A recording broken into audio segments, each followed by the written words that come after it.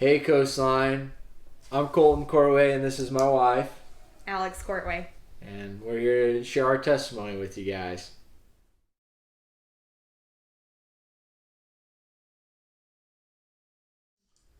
Alright, for those of y'all who don't know me, I'm 27, I'm from Arkansas if you couldn't tell, and we came out here because of the Coast Guard, and I actually grew up going to church my whole life with my parents, so I was always hearing the gospel growing up and kind of responded around the time I was 15 or 16. Just kind of had this conviction come over me that I didn't really have a relationship with God, and that was the beginning of my relationship with the Lord and coming to Jesus. And then I joined the Coast Guard out of high school and moved to New Orleans and picked up a beautiful wife right there, and now we moved out here. So yeah. Awesome. I grew up in Louisiana, and I'm Alex Courtway, and we didn't really go to church as I grew up. It was a little different from Colton's upbringing. My parents were a lot more secular, and I didn't even know who Jesus was.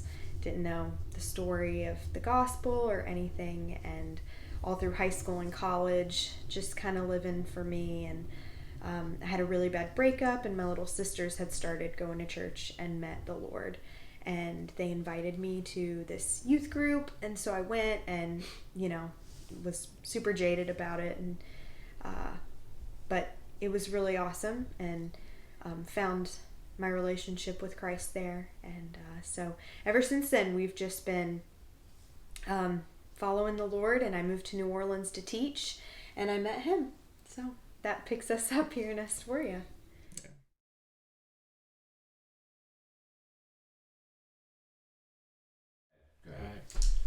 Yeah, so we met in 2016 at a community group in New Orleans, and at the time I had recently had a lot of dark times in my life, and I had started coming back to church more frequently, and I was really cleaning up a lot of my life, or the Lord was, better yet, than me. And one day I popped in, I was late to a community group, and I was scanning the room, and I was like, whoa, she's new, all right. So that was the first time I ever met Alex, and not too long after that, we started dating. And then I was, again, struggling, and I decided, well, this is a great opportunity from the Lord. I really like this girl, and I believe the Lord wants me to marry her. So as crummy of a person as I felt like I was like, I better not miss this opportunity. And one of the best decisions I ever made, and it was also really cool that she was so pretty. So that's kind of how we met, and we started dating that October 2016. October 17, we were married. So that was a really big blessing from the Lord. And then the next summer, June 18, 2018, we had to move out here for the Coast Guard. So that kind of started our journey out here to Astoria. Mm-hmm.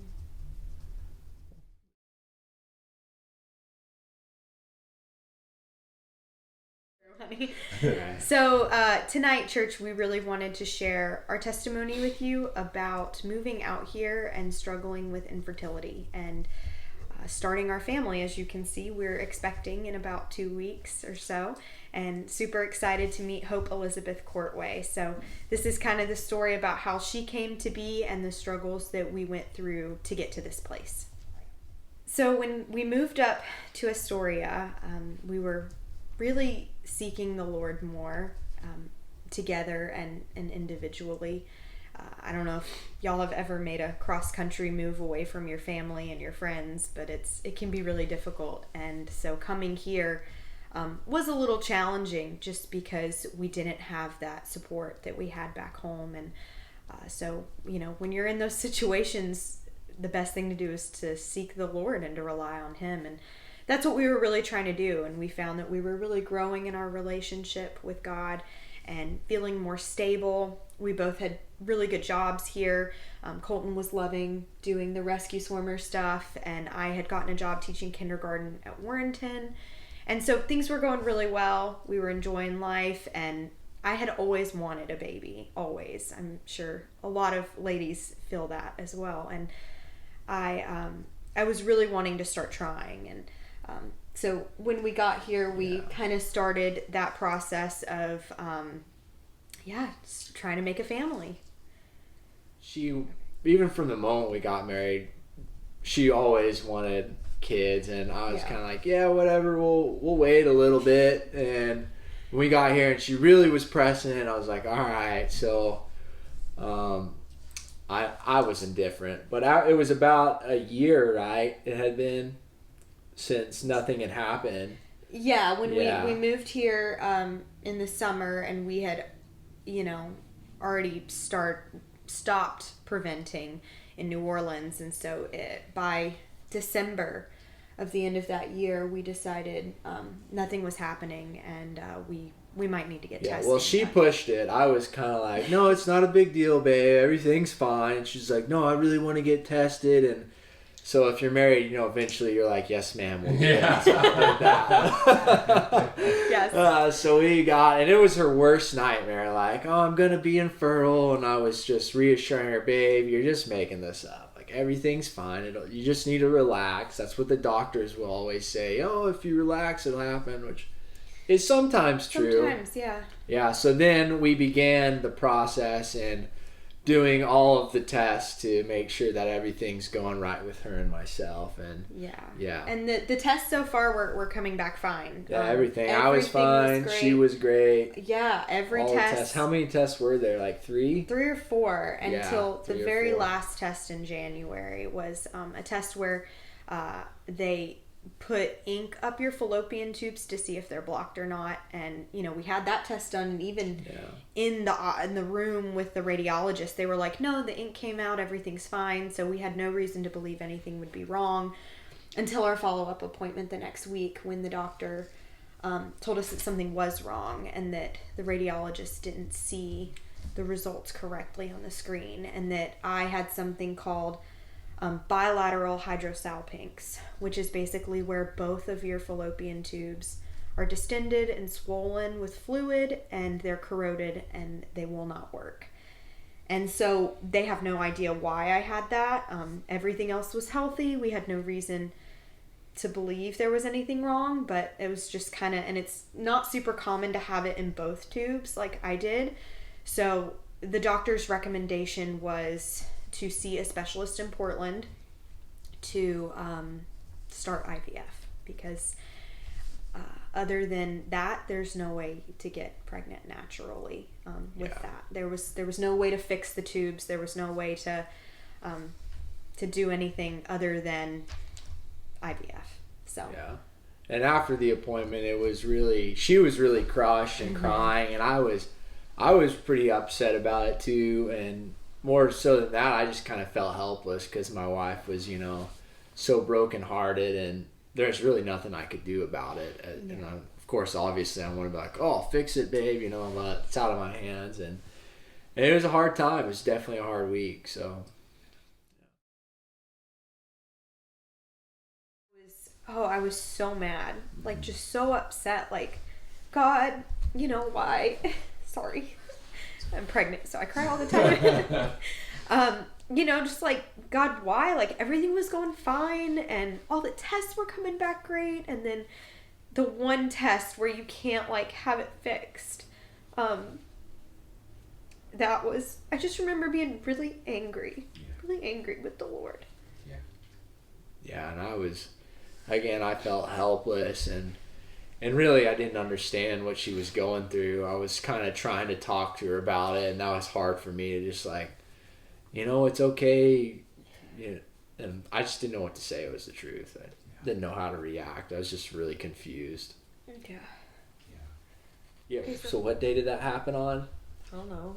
Was that like a Friday, right? Yeah, it was a Friday.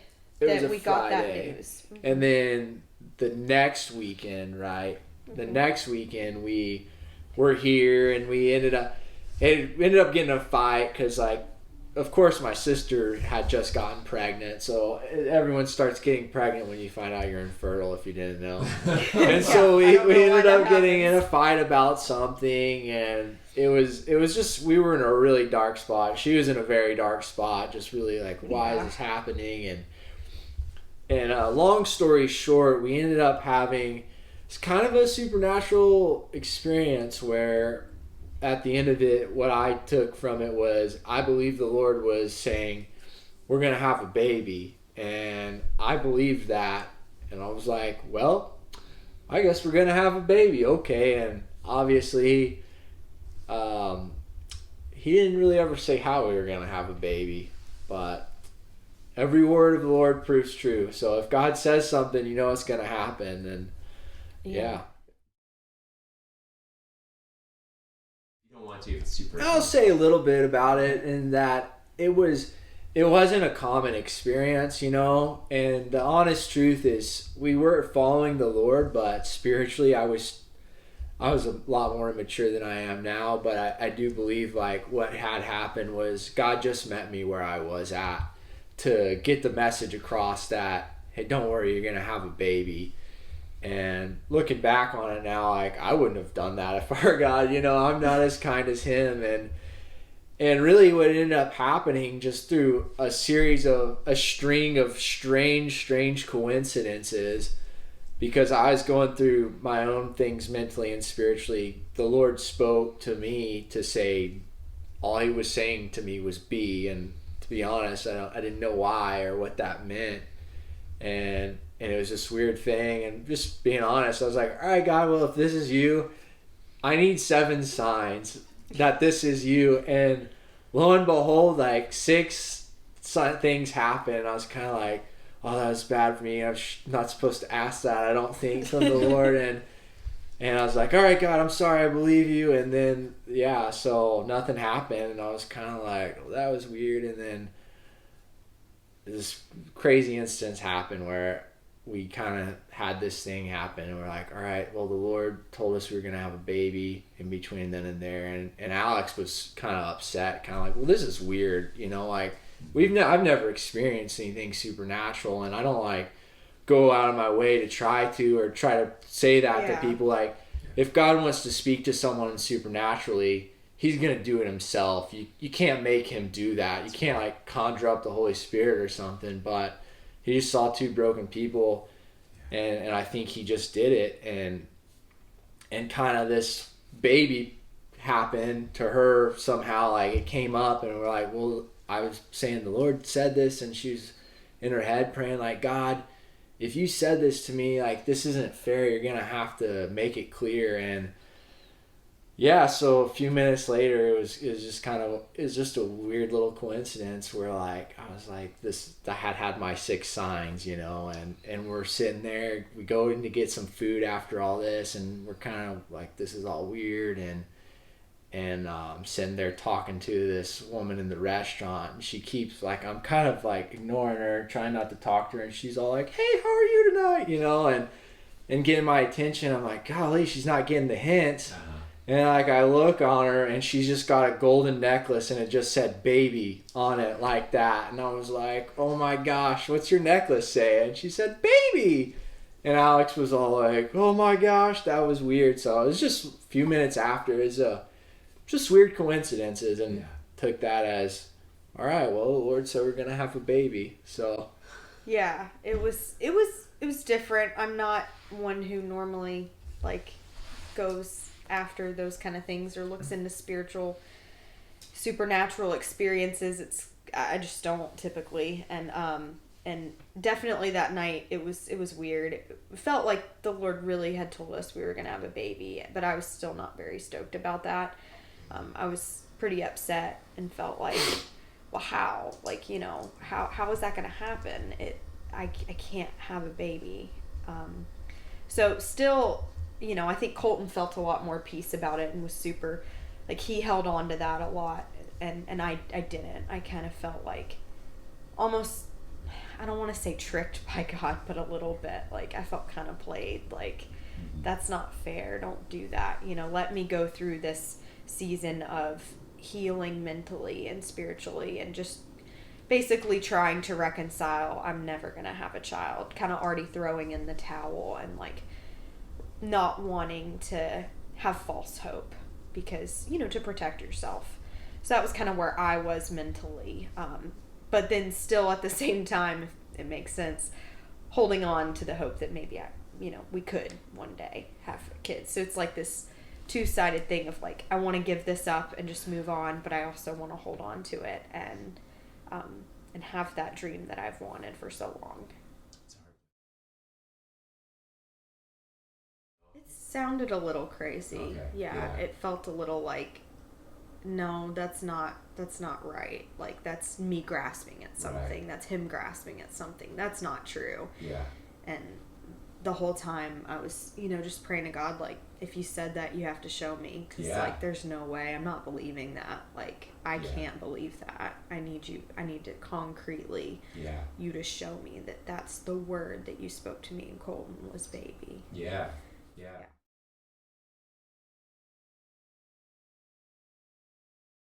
So that was all that happened in January of 2019. Yeah, and, late January. Yeah, and then so we kind of were like, okay, I was strongly believing that we were going to have a baby, and we didn't know what to do. So thinking, okay, well, we'll go have an IVF consultation. That's what they said to do, and in vitro fertilization. If you didn't know what IVF was, it's pretty much what they do is they take her egg, my sperm, put it together, and then they like make an embryo and they'll put it in her and she'll get pregnant. That's the simple explanation. And so I didn't think anything of it, but we're sitting on this couch one day and she's like, hey, have you thought about IVF ethically? And I was kind of like, what?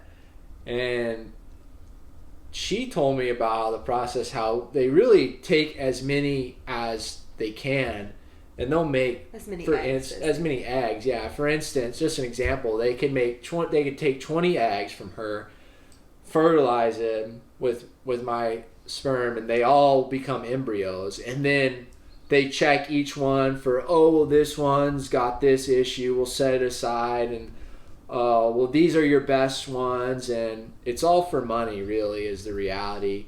And they say to you this, like, you just get rid of the rest. You just have as many as you want, and then when you're done, you can get rid of the rest. So I was kind of like, well, that's not something we believe in.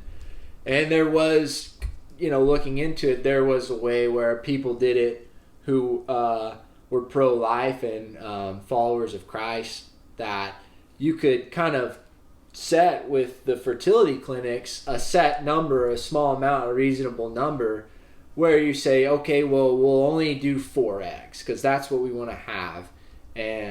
But you also, in doing that, you have to risk, well, maybe if you fertilize 4 eggs, only 1 or 2 will take, and then that 1 egg might not even be good. And at the same time, this is a $25,000 process, so it's not anything you can just flippantly do if you're enlisted in the Coast Guard and a teacher. So we kind of were like, okay, well, we decided before we did. We were resolved in that, like, if we're doing this, we're going to do it ethically, and we're resolved in that way. And then we went to the IVF consult, and you tell them about that. Yeah, so we went to Portland. This was probably March. This is maybe about a month and a half after we got the news of being infertile. So we get to the appointment, and everything's going all right. And, we get and we meet the doctor, and he's kind of explaining the process of what this would look like. And he tells us that, okay, we're going to take as many eggs from you as possible to give you the best statistical chance of having viable embryos, is what he called it. And so, we kind of shared with him some of our issues with that a little bit on the number side.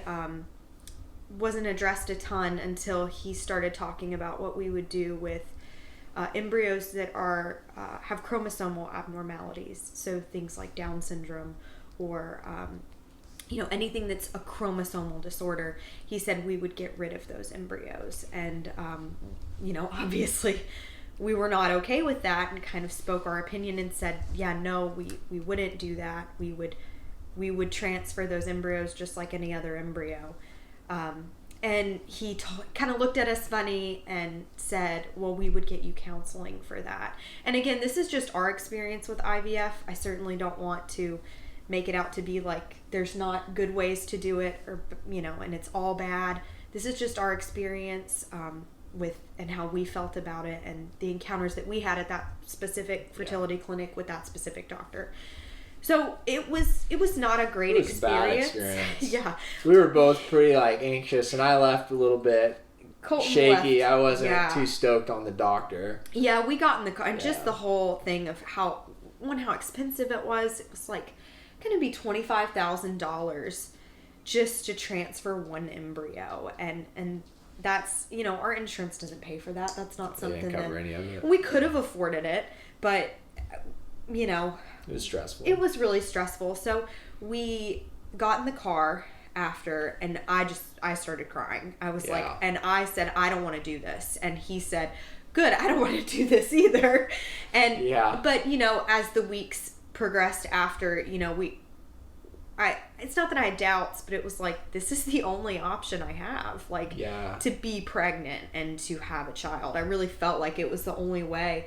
And that if I didn't go through with the IVF, then how was God going to give us a baby? You know, how was he going to do that? Because it just it didn't make sense medically to me. It didn't make sense in the physical way, how it was going to work. So we decided, I believe after doing IVF, we decided to just take a break for a little bit. Yeah, and we were super resolved to do it ethically if we did it, but our resolve, like, we can't do this, we can't do IVF, wasn't really like that. It was waffled back and forth, but I think at the end of the story, we kind of realized that this is not what God wanted from us, and he actually didn't want us to do that. Yeah, it was, which was hard.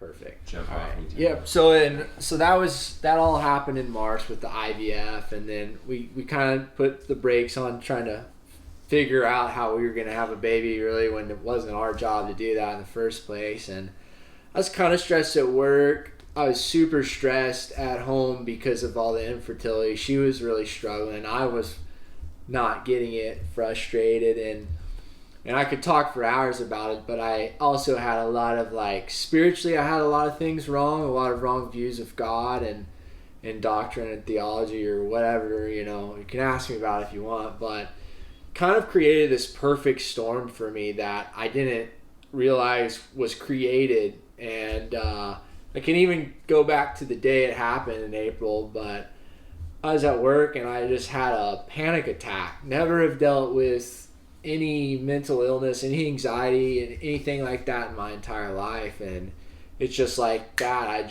My heart started racing. I had one bad thought come into my head, and it just kind of took root, and like I freaked out.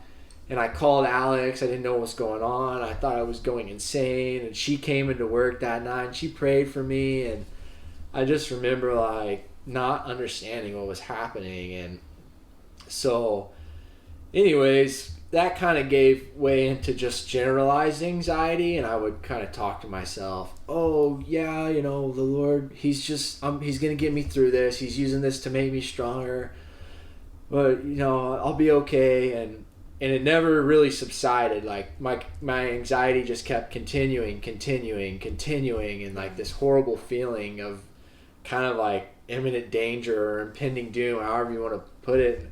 Again, I didn't know what it was. I'd never experienced this, and my mind was going insane. And eventually it just led to a place of just complete depression, where I was just so down. I felt hopeless, kind of. Really, I did. I was in despair and hopeless, and I was really scared.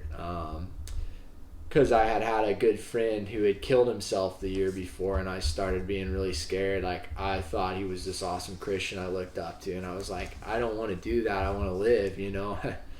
It's you know, it can be hard to admit that, but that's really where I was. And so as embarrassing as it sounds, I would have all these crazy thoughts, and we'd talk all the time. I started opening up to people because I was so scared. I didn't know what was happening. And really it kind of manifested itself in my faith, and I would have crazy thoughts like maybe I'm demon possessed, or I committed the unforgivable sin, and just am I even saved? You know, am I going crazy? What if I'm some kind of insane person? I could go on and on again all day, but I'll stop there, and really just kind of feeling helpless, couldn't find any help, but and then ended up,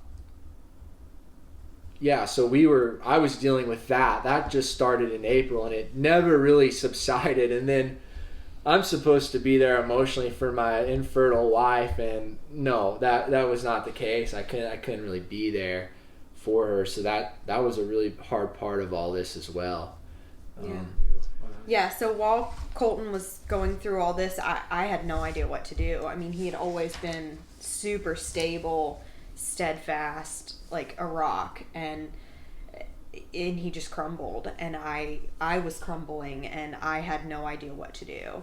And it was affecting his job, it was affecting our marriage, it was just all of a sudden everything, it went from me being the only one to having issues to now both of us really had issues, and we didn't know what to do. And but even with all that going on, I still had in the back of my mind, like, I have to figure out how to have a baby.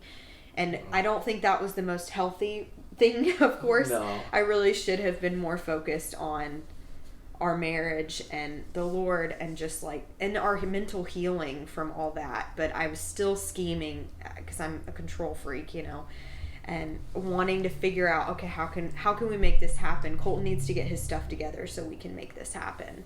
And I tried to be there for him as much as possible, but it was really hard. I tried to be there for her too. In my defense, he did. He did. He was really great. We were both trying our best. We were just trying, just holding on by a thread, basically, mentally. What are some things we looked at? So we looked into fostering. Fostering, we really looked into fostering. I even signed us up for the classes, and Colton was kind of like, I can't do that, Alex. Like, mentally, I'm not there. I can't. And so I was like, okay, so maybe fostering's not the right thing.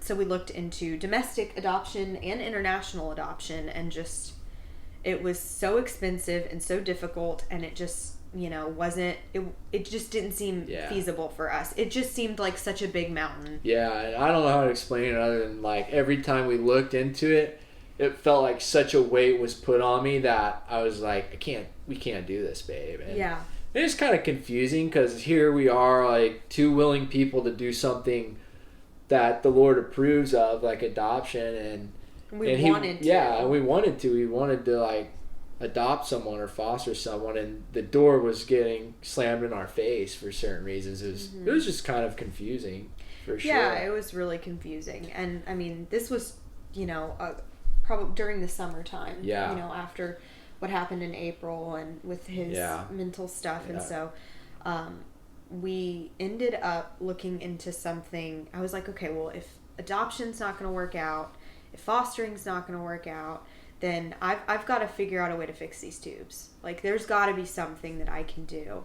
If we can't do IVF, like, I've got to figure out some way to fix these tubes. And all the while, we'd had people praying for us for healing. And every month I thought, this will be the month. This will be the month that God heals us, like, supernaturally. If he told us we were going to have a baby, surely he's going to heal us. And every month it was, no, nothing. And so I was starting to feel really resentful and really hurt by God. But then at the same time, I was like, well, God, he's sovereign. And so, like, trying to wrestle with that in my mind of, like, he has a plan, his plan is perfect, but this is not my plan. This is not what I want. And so I started looking into this, like, it's a fertility massage, essentially. We'll just call it alternative treatment. Alternative treatment, yes. A very expensive alternative treatment in Portland that was going to cost us $6,000. It did cost us $6,000. It did cost us $6,000. $6,000. It did. And basically, it was this super intensive massage where the idea was they could break up the scar tissue in your fallopian tubes, open them up, start some recirculation in that area, and get your tubes to heal on their own. Yeah. They had some statistics on it. I think that I was a little more hopeful than I should have been. But we prayed about it, and we didn't have a no about it. Yeah, there was no real no, peace, and there was no there was no anxiety. Like, definitely God doesn't want us to do it like everything else. There was no stress either. Yeah. So it was like, well, I guess we'll just go for it. Like, what do we have to lose? Yeah, so we kind of, whether it was the right thing to do or not, I don't know, but we went for it. And we said, it's not going to hurt anything to do it other than our wallets losing $6,000. So I called and, scheduled the appointment, and it was going to be, I think it was 5 consecutive days of, us being in Portland. And they didn't have an opening until October, so I was going to have to take off work and miss 5 days of school and do this massage thing that could or could not work. So I was like, yeah, absolutely, let's do it. Anything. I will do anything at this point. So that kind of was nice because that was in October, and I think we scheduled it in July, maybe. Yeah. So I felt like it gave me some months to not think about things and not try to scheme or worry. Because I was like, I'm doing this thing in October that's going to totally work and make my life better. So I didn't have to think about it. So it was actually kind of nice because I got some months of not having to think about having a baby. And that was nice. I didn't have to think about it, just kind of lived my life. And that was the first time I felt like in over a year and a half that I'd been able to just relax and not stress about it. Yeah. Yep. So, kind of one cool thing about the experience, though, just to say shortly, was seeing throughout that time about how I was overburdened with mental illness, or call it what you will, and she was overburdened with infertility, was just to see how some days the Lord would kind of in a weird way like free me up to support her emotionally some days, and how some days she would just have strength and feel fine to support me emotionally, and really fostering that relationship of marriage was really cool to see. And honestly too, some days neither of us were there for each other. Even like on our lowest day, we cried on the floor one day. That's embarrassing to admit, but those are the days that like the Lord had to have been there to get us through. I know he was there. And but for me, totally God's grace, I just started Googling stuff, maybe you could call it, but I came across a Christian psychiatrist named Ian Osborne, and he wrote about something called obsessive compulsive disorder, which previously I thought was people just had issues in their minds. Like, that's made up. But kind of going forward, what happened is I read about it and I started thinking, oh my gosh, this is exactly what I've been thinking and going through. Like, maybe I'm not the only one. Maybe I'm not going crazy. And I started obsessing about it, surprisingly. And I would just read all about it, like how it worked. And it's, we joke about it all the time. Oh, that person's OCD, they're a clean freak. Like, that is not at all what it actually is like. It's kind of this process where you don't think right. Of pretty much a crazy thought could come into your mind, and like, oh, I'm gonna punch Alex in the face right now, and more normal people would say, well, that's stupid, I'm not gonna punch my wife, I love her, and then the thought goes out. But kind of what the process is it just sticks there, and then I'm like, oh my gosh, I want to punch my wife, I'm an awful person, until the point where I'm anxious, and then I do these compulsions to alleviate that anxiety. That's kind of the process in short, but mine was more, and it can manifest itself in like people who are hypochondriacs, who think they're sick all the time or wash their hands all the time because you're never certain. It's really a doubting disease of uncertainty. You just want certainty that you can't find in something, and mine manifested itself in faith and scrupulosity. And so anyways, I came across this book, and it was this doctor who was a Christian. He did a case study on 3 different people who he believed had these same things, and one of them was Martin Luther, John Bunyan, and her name was Saint Therese. She was a Catholic nun, and they all had these crazy, tormenting, wild thoughts I would read about and think, oh my gosh, these guys are respected and they had the same issues as me. Like, this is crazy. Maybe I'm not insane. So I read into it, and his whole premise of his book was, can faith heal this disease? Can it heal this issue? And I was totally intrigued. Like, I gotta know about this. So I read it, obsessed about it. I even had to set it aside a few times because I became so obsessed. But it started a healing process, and it gave me a little something to look into. And I had always tried to be reading my Bible and praying, and honestly, it caused more anxiety in that time. But after reading that, it helped me to separate my time with scripture reading and prayer as something not to do for healing or for understanding, but just as something to kind of know God. And in that, I started being able to do it more. And I wouldn't read the Bible and pray and have anxiety. I would actually read it and think, oh, well, that was cool. That was something kind of true and concrete I can grab on. And it was very, very slow at first, and but that's how it all started. Yeah.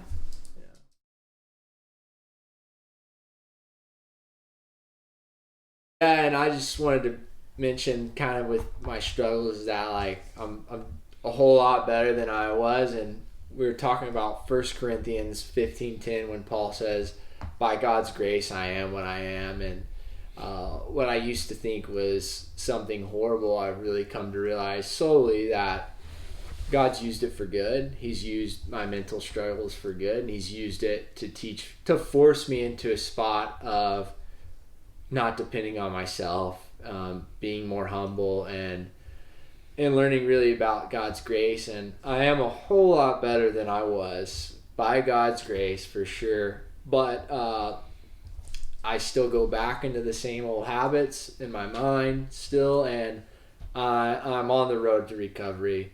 And it's just cool that I don't know. I'll be honest, I have no idea why all this happened to me, why all this happened to her. And with the baby, it's easy to see sometimes, but it's just cool that God works.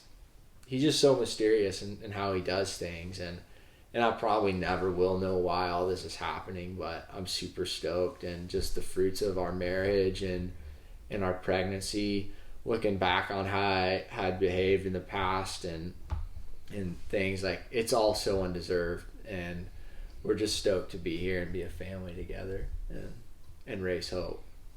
Yeah. Amen, dude. Yes. So I was getting a little bit better. Yeah, but so still, Colton was kind of going through this process of healing, kind of maybe getting some understanding about what he was dealing with, and how he could use some strategies to implement to get better and to be on that road of healing. So that was really encouraging to see. And as the months went by, we ended up going to Portland and doing that alternative treatment, the massage, and it was fine. We had a good time. We got to go out to eat and hang out at our friend's house, and it was almost like a little vacation, which was sort of nice because we I got to miss out on work for 5 days, so that was really nice. And so we get back and they tell us, okay, wait 2 months, I believe. Mm-hmm. Was it 2 months? Yeah, they said wait 2 months, and then get that ink test redone, and we'll see how the massage affected your body, and if it helped to open the tubes and to clear things out and to start that process of healing. So we get back to Astoria. Life's normal. I'm still kind of waiting. Have a little bit of anticipation at the end of that month, thinking, oh, maybe, things are better. Maybe things have gotten healed. And nothing. And oddly enough, I was starting to lose my hair, and weird stuff was happening after the treatment, and it was really odd. So then and $6,000. Yes, and $6,000.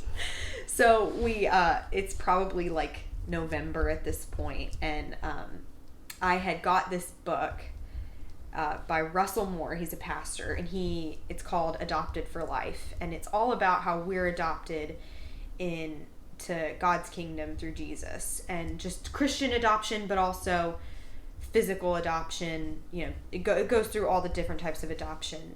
He, I believe, adopted 2 Russian boys, and because his wife couldn't have kids. So I just was reading it, kind of Colton was going through reading some books.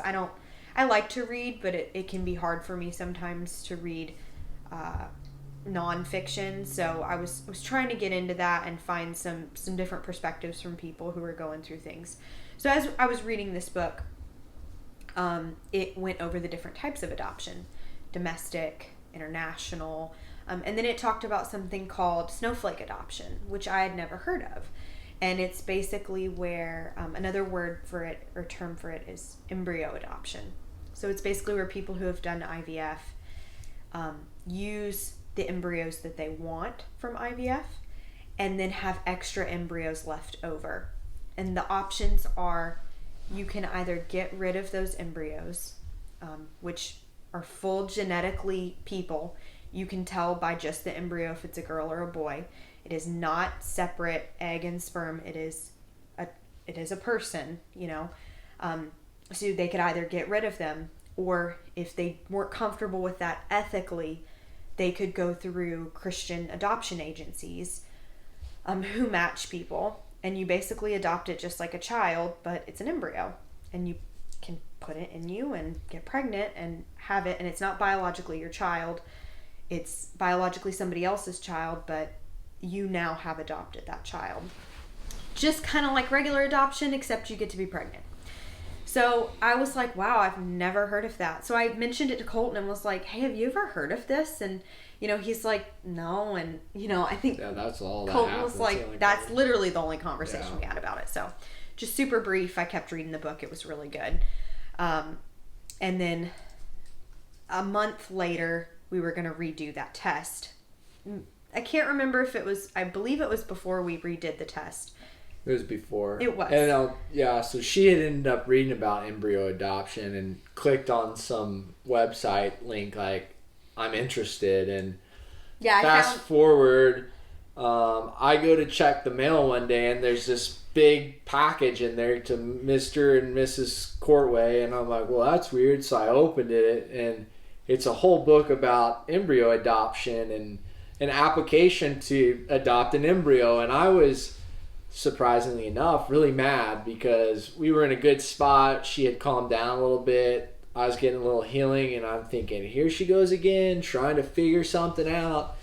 And so she's getting her hair done at our neighbor's house, and I kind of walked over there and went up and, hey, I don't remember what I said. You said, is there something you need to tell me? And I had no idea what he was talking about. I said it in a very mean tone. I was pretty upset and felt like she had gone behind my back. Little did I know, she had no idea that they were going to send I thought it was this package in the mail. Something where they're going to send you an email or something that just gives you like a brochure or something. Yeah. I never would have gone behind his back. I just didn't think that's what they were going to send, but they did. So, and that was, I think, a week before we were going to redo the ink test. Yeah. So then I was upset about that, but I ended up going on a walk and just kind of grumbling or whatever you want to call it. And I remember having this thought come into my head, and you've said you believe this your whole life, and what the thought was about was that life begins at conception when we're conceived, and I just kind of stopped for a second on my walk. I was like, I have said that my whole life. I've actually been pretty outspoken about it, and here I am thinking this is weird or grumbling about it. And I just kind of at that moment was like, okay, God, if you want us to do this, I'm open for it. Like, I'll do it. And so I went home and kind of came up to her and I was like, hey, babe, I'm open to do this. I'm really open. Like, so we set a date. I said, well, we'll wait a week and then we'll apply for it. Let's just pray on it for a week. We'll just let everything sit, and if we still want to do it, we'll put in an application. Yeah. And then a week later, we put it in. And then what happened was we got the test. Yeah, it was, I think, December 7th is when we put in the application for to do embryo adoption. And it was, it was a very lengthy application, and we didn't even know if we'd be accepted because it said you needed to be married for 3 years, and we'd only been married for 2 years. We're younger, so we didn't know if that would affect things. But we were like, we're going to send it. So we sent it. And that was, I think, December 7th. And then maybe later, that next week on a Thursday, we were going to get the ink test redone. So we go, and I don't know why, but for some reason, I had a feeling, you could call it whatever. It was just a feeling probably, but I had a feeling that it wasn't going to work. And I knew the results were going to be what they were going to be. So we got it redone, got the results, and the massage alternative treatment that we had got had actually made things worse. There was more scarring, more damage, and it was not looking promising. So I had peace about it, oddly, and I'm really thankful to the Lord for that, because that could have been a really devastating blow after all we'd been through. And that was a Thursday. And then on Saturday, we got a phone call that we had been accepted for embryo adoption. Yeah.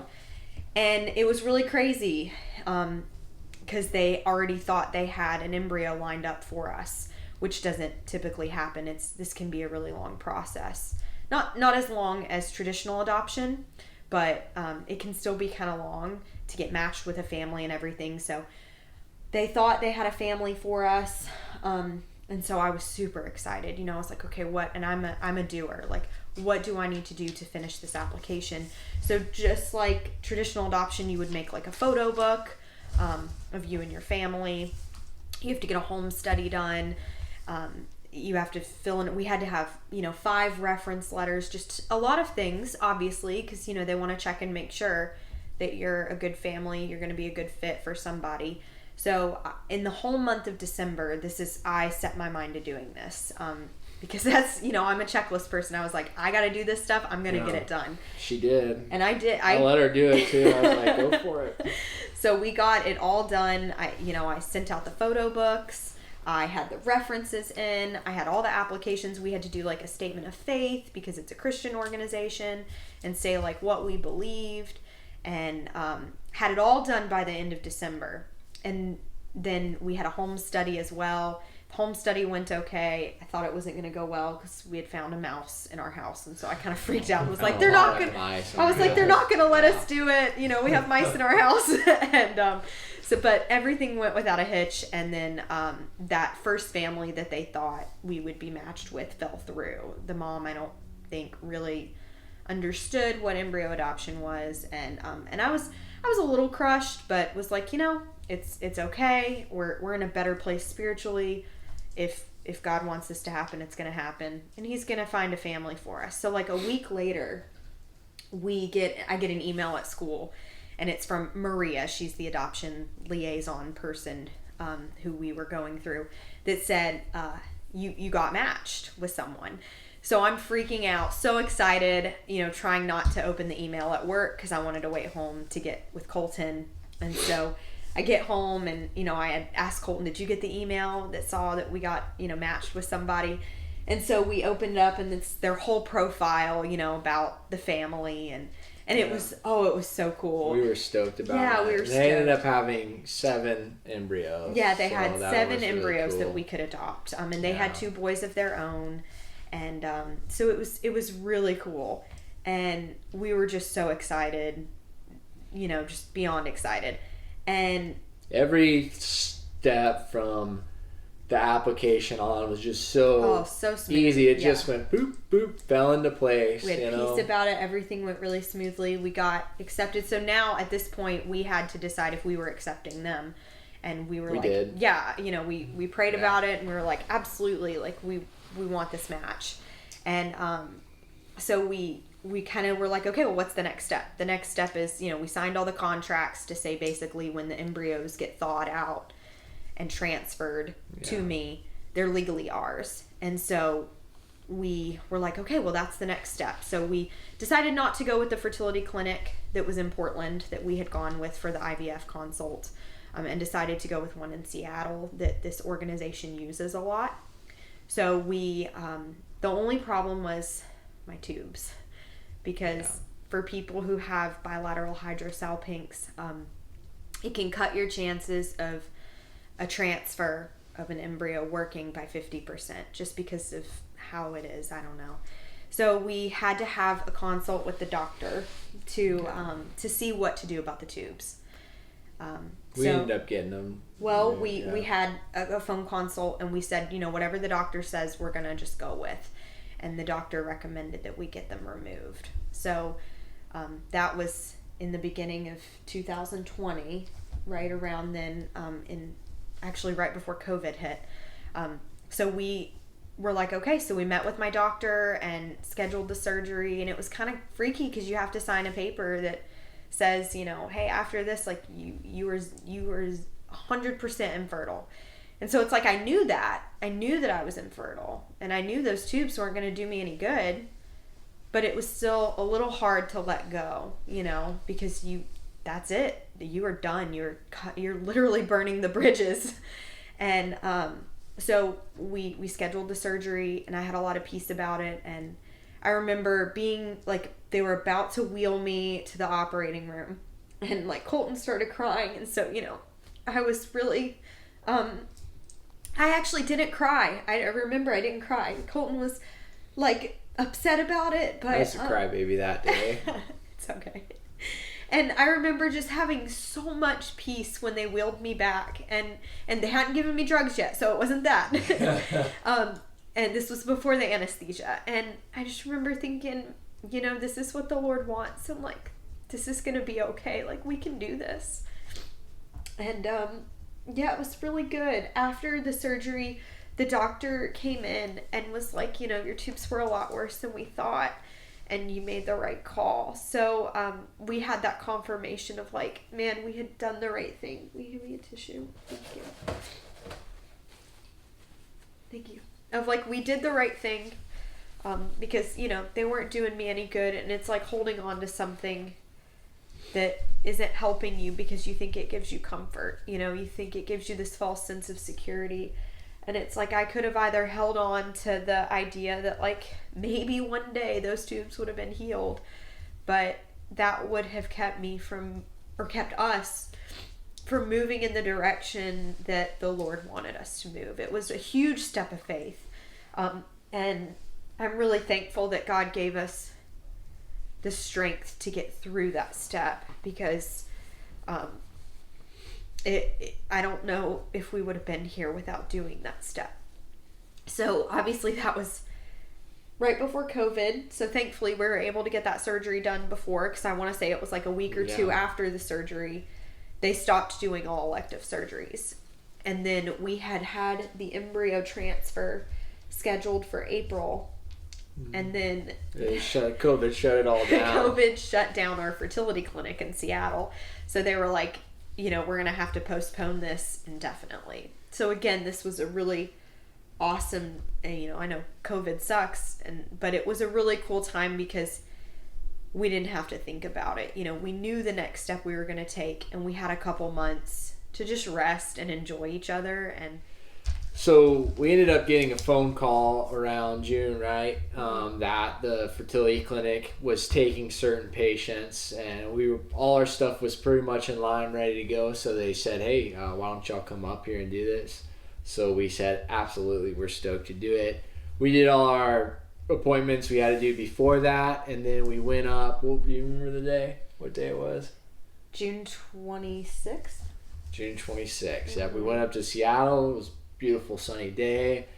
We went in. It's crazy. Pulled up, dropped her off. They wouldn't let me go in. She went in. About 20 minutes later, we were FaceTiming. She came back, and I was like, well, that was quick. And obviously, we wanted to consecrate her, so we got some Chick-fil-A right after. So we, Colton zoomed through that a little bit, but when I went up, we had to FaceTime because of coronavirus. Yeah. He couldn't be in the actual appointment with us, but yeah, it was just it's just so weird what technology and science can do now, you know? It was like, I got to see a picture of her as an embryo. They were like, do you want to see your baby? And I was like, before we put her in you.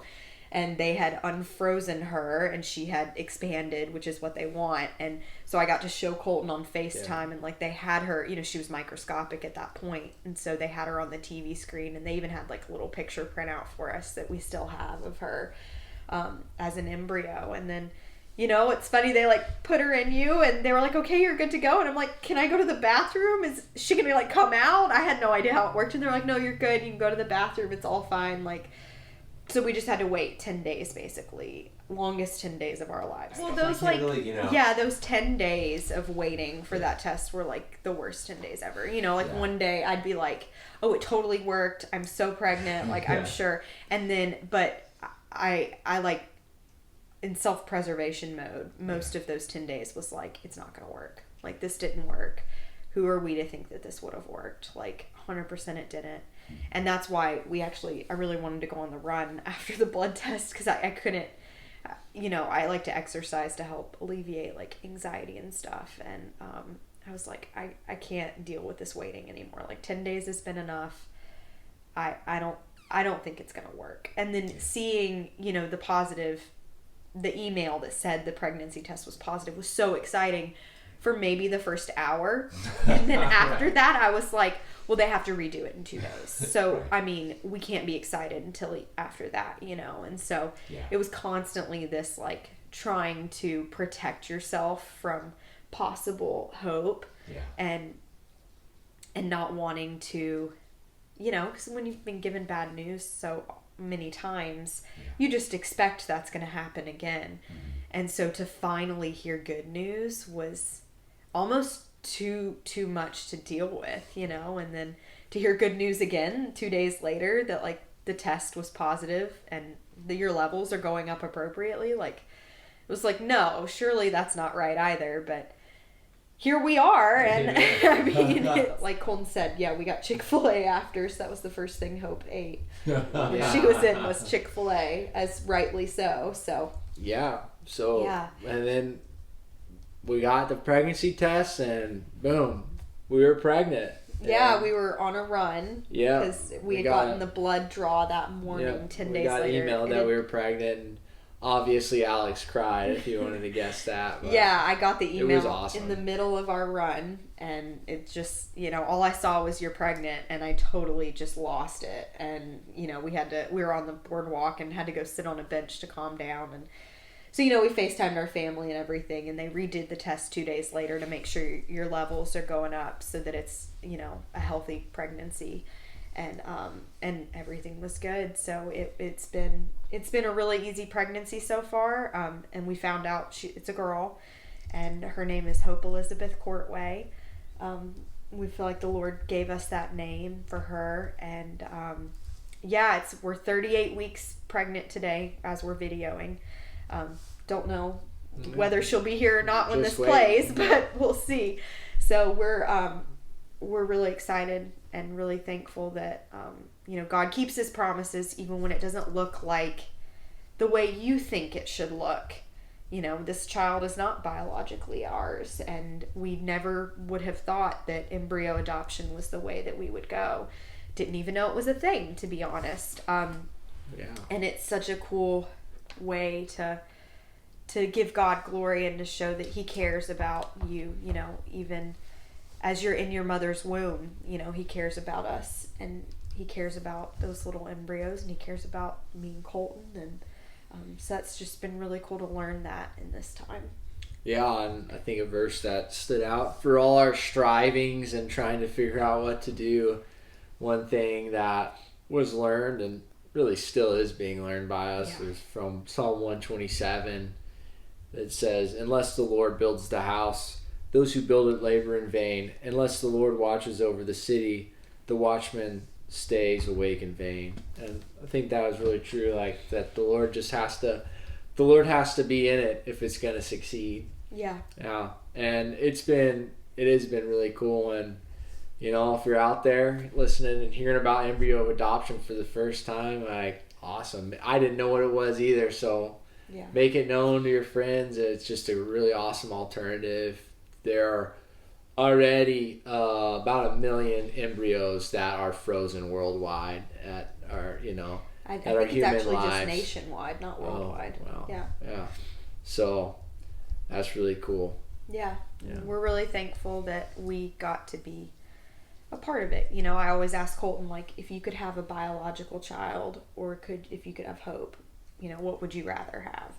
Just because I like to ask weird questions like that. And Colton's always like, oh, hope for sure. I would no, 100%. We wouldn't take it back. So it's been a real blessing for us, and we're excited to get to share that with you, and hopefully it encouraged y'all and shared some of who our God is and what he's for sure. I mean, the verse that like always, and this has been one since even before all the infertility, John 16:33, in this world there will be trouble, but take heart, for I have overcome the world. So And that one's always just been like, it's that double-sided coin of like, you're gonna have trouble in this world, that's a guarantee, but we can have courage, we can take heart in Jesus, knowing that he overcame. We don't have to be scared. Infertility, mental illness, anxiety, death, any of that, like we don't have to fear, because he died for it all, So that one's always been a super just one that I can hold on to in those times. Take heart, be of courage.